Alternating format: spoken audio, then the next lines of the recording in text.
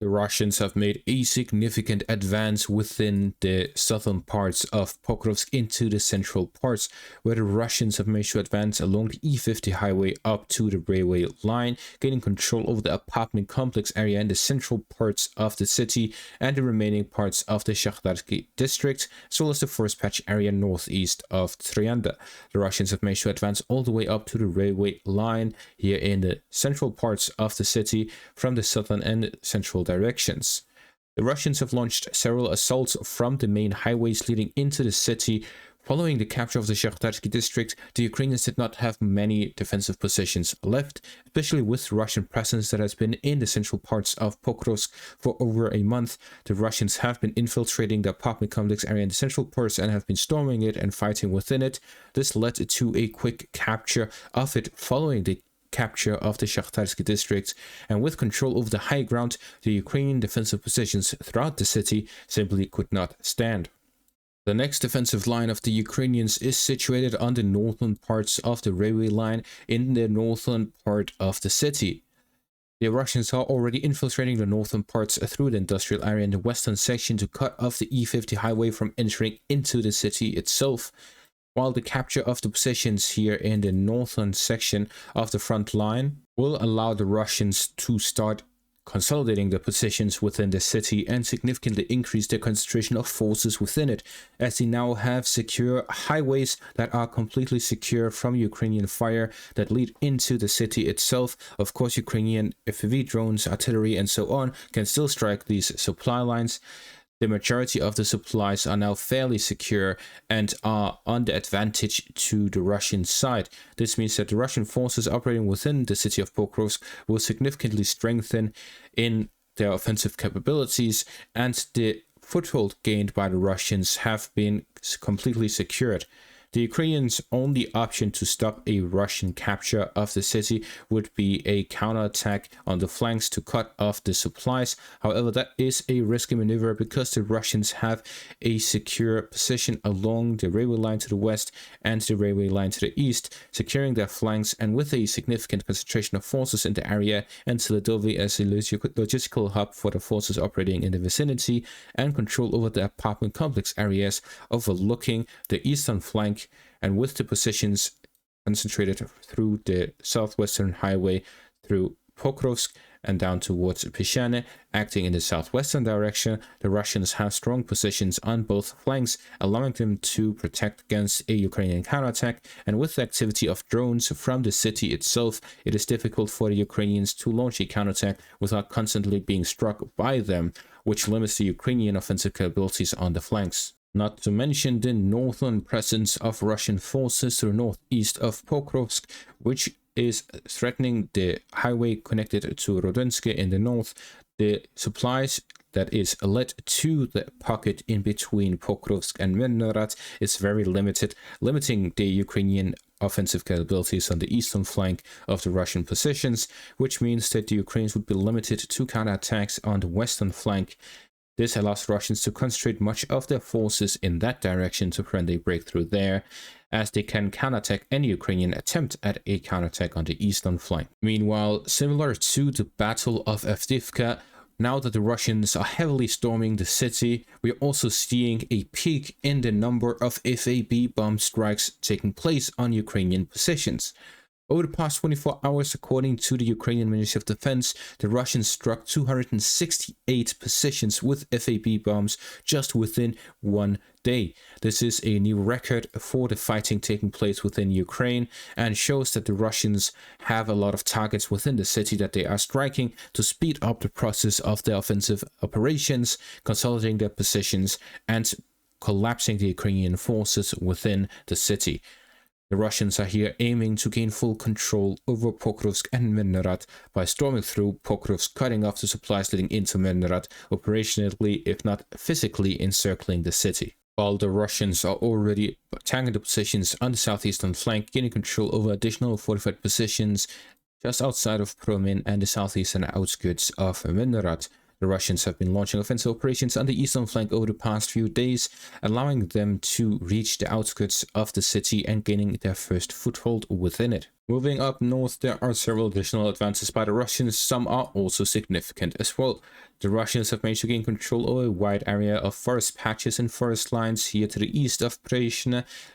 consolidating their positions following the capture of the settlement and advancing further northwards. The Russians continue developing offensive operations in the northern direction towards Zvanivka, Kuzmanivka, and the positions south of Siversk in general.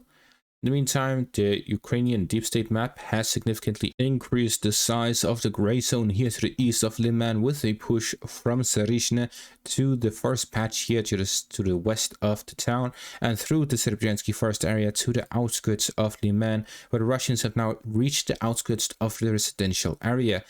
This, of course, does not necessarily mean the Russians have consolidated their positions all the way up to the city itself, but it means that the Russians have started offensive operations towards it from the eastern direction. The Russians have already operationally encircled the western supply lines by pushing through to almost gain full control over Novoselivka. It is only a matter of time before they gain full control of it as well, which will then allow them to cut off the final road to the northwest, which would leave no other supply lines to be cut off for the city itself, which means the battle would have to start, and this will likely start from the eastern direction to isolate Liman itself from the positions in the north to increase the pressure on the city from multiple directions, while the Russians have also consolidated their positions within the northern parts of Yampil to clear the way for the forces operating in the northern direction. This means the pressure is on for the capture of Liman. The Russians also managed to advance to the northwest of Novoselivka, gaining control over the forest patch area in the outskirts of the town.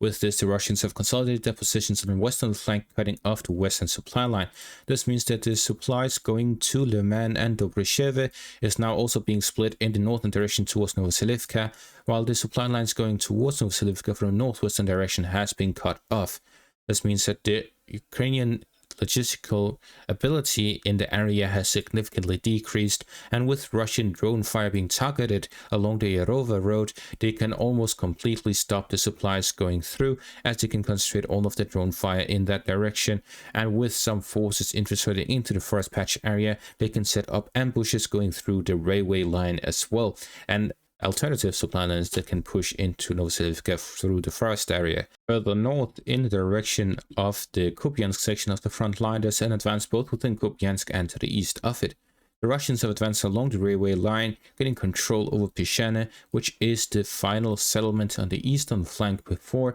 the settlements along the Usk River line itself. It was the final bastion of defense for the second line of defense outside of Kupyansk on the eastern bank of the Usk River line, leaving just the final line of defense, which is situated right outside the towns along the Usk River line. On top of that, the Russians have managed to close the pocket and gain full control over the central parts of Kupyansk. This has allowed them to push the Ukrainians to the southern outskirts, including the school area and the remaining parts of the apartment complex area on the southern outskirts of Kupyansk. With this, the Russians have consolidated their positions in the central parts of the town, and it's only a matter of time before the Russians gain full control over Kupyansk, allowing them to operate on both banks of the Usk River line towards the eastern parts of Kupyansk as well, and down along the highway towards Senkove to encircle what remains of Ukrainian forces on the eastern bank of the Usk River line.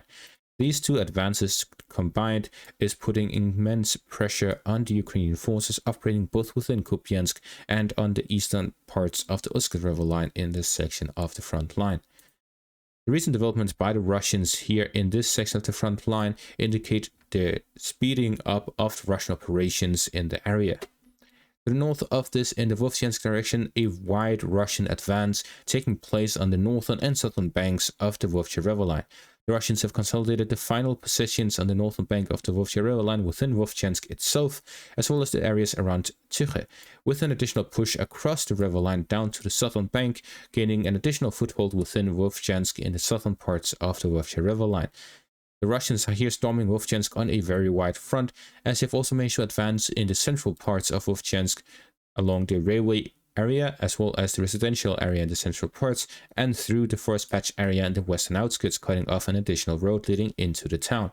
The Russians are increasing the pressure to gain full control over Vovchansk, where the Ukrainian defenses are collapsing. These developments taking place all across the front line, from Vovchansk in the northern parts of the Kharkiv region, Kupyansk in the eastern flank, Liman in the northern flank of the Donetsk region,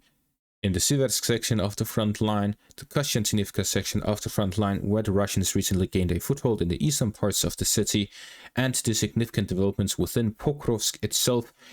indicates that the Russians have started an offensive that is significantly stronger than what we've seen in previous weeks and months. However, it is not a done deal. We'll have to see the development over the coming days and weeks. If it is something that continues for a longer time with these significant advances we're seeing across the front line, a quick capture of what remains of Kupyansk, both on the eastern and western bank of the Osk River line,